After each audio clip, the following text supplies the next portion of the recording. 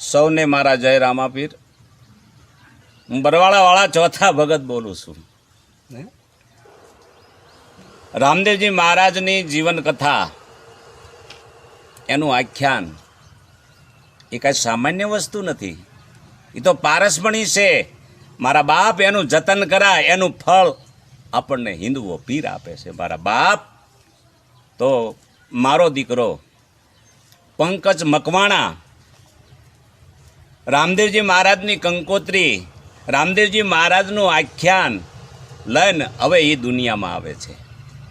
મને તો તમે સાંભળ્યો પણ બહુ હશે, મને જોયો પણ હશે, પણ હવે મારો દીકરો પંકજ મકવાણા એ રામદેવજી મહારાજનું આખ્યાન લઈને આવે છે. તો બધાય જોજો અને સાંભળજો. બધાયને મારા જય રામાપીર. અજમલ રાજા